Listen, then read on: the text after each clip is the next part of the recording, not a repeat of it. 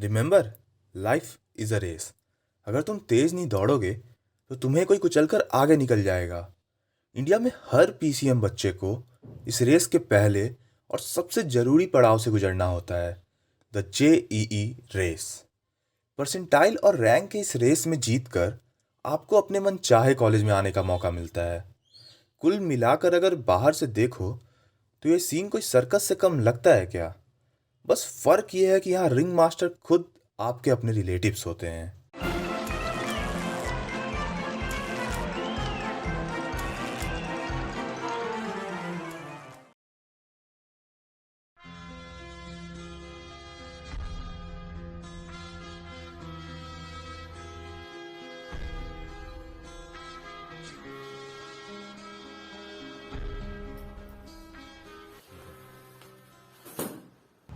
हाँ फैजल, कब खून खोलेगा रे तुम्हारा?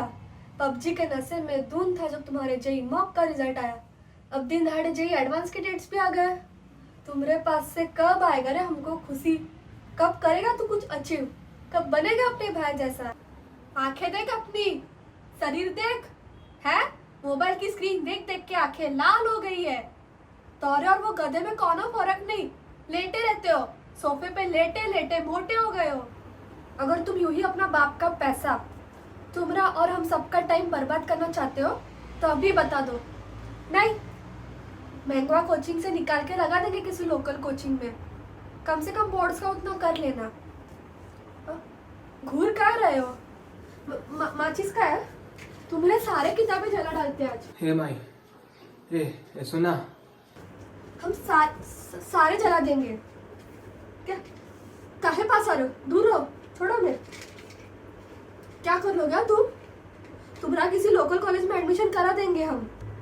भूल जाएंगे कि हमारा बेटा आईआईटी की प्रिपरेशन कर रहा था। तू टेंशन नहीं ले माँ। वर्मा के बंदरों का, ऑर्गेनिक के बेंजीन का, इंटीग्रेशन के सी का, सब का बदला लेकर है तेरा फैजल।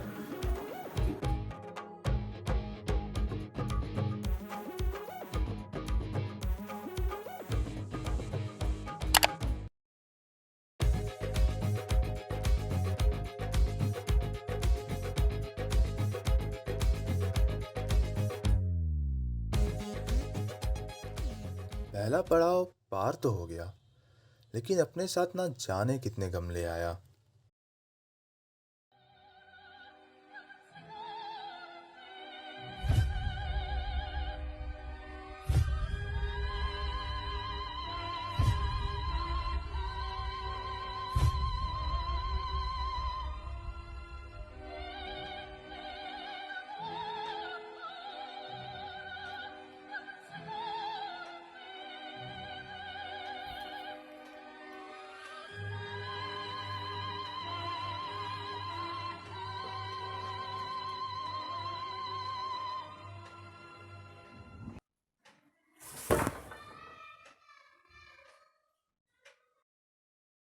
जाने नहीं देंगे तुझे, जाने तुझे। शॉक की वजह से बॉडी पैरालाइज्ड है, लेकिन माइंड अभी भी अलर्ट है। वो हमें देख सकता है, सुन सकता है। प्लीज शर्मा जी की बेटी का फ्लेक्स मत मारना उसके सामने। आइडिया। साले, सुना क्या तूने? अब्बा मान गए। अरे ये आईआईटी वाईटी नहीं हुआ तो क्या, प्राइवेट में करा लेंगे। ये प्राइवेट वाले ना, ये एंट्रेंस टेस्ट भी नहीं मांगते, उनको तो सिर्फ चाहिए डोनेशन। भर लेंगे तेरे अब्बा, है ना। अब तो भाई कोई टेंशन ही नहीं है। किस चीज का टेंशन है? रिलेटिव्स का। मत सोच उनके बारे में, कोई कुछ नहीं बोले, सब सॉर्टेड है। और भाई प्राइवेट लाइफ होगी, मजे ही मजे होंगे। अब तो उठ जा।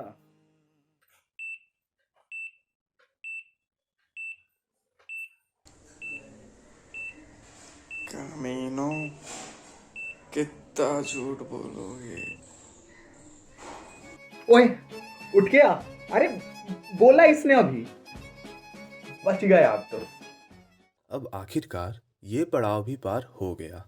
अब वापस से मानो वो धुंधली सड़क उजागर हो गई। मंजिल को पहुंचने का नया रास्ता मिल गया। जीवन की उस मेहनत ने धमाल मचा ही दिया। हेलो हेलो, अरे आवाज आ रही है मेरी? Hello hello. हेलो हेलो हाँ हाँ हेलो हेलो, हाँ हेलो। हेलो।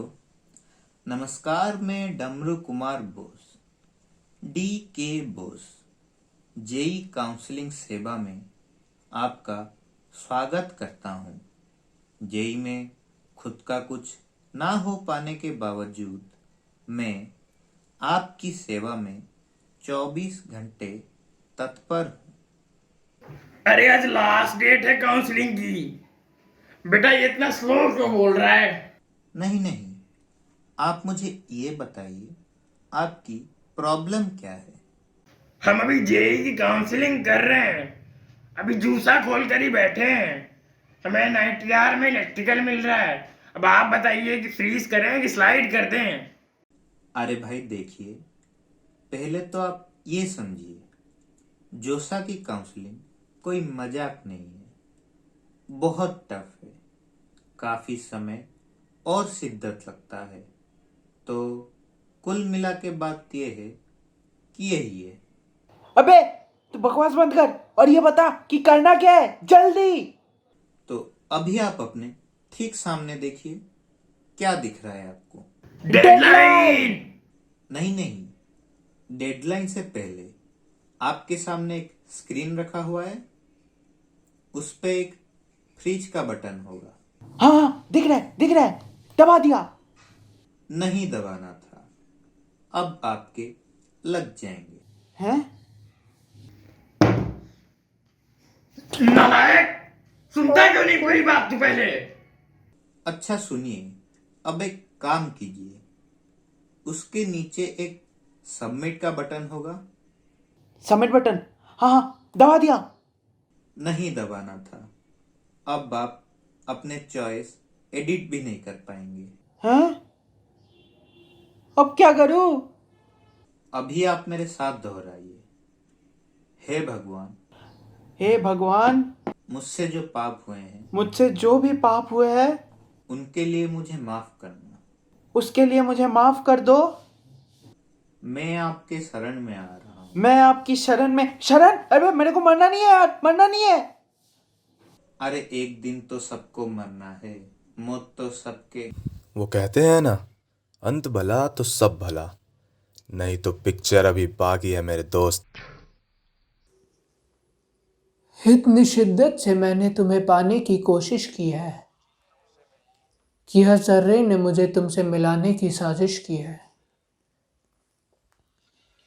कहते हैं किसी चीज को दिल से चाहो तो पूरी कायनात उसे तुमसे मिलाने की कोशिश में लग जाती है। आज आप सब ने मुझे मेरे चाहत से मिलाया है।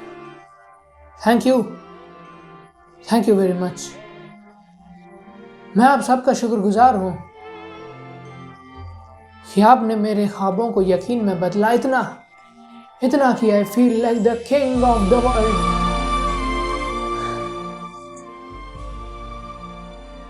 और आज इस बात पे भी यकीन हो गया कि फिल्मों की तरह हमारी जिंदगी में भी एंड में सब ठीक हो जाता है। हैप्पीज एंडिंग्स। पर अगर एंड में सब ठीक ना हो तो वो दी एंड नहीं है दोस्तों, पिक्चर अभी बाकी है।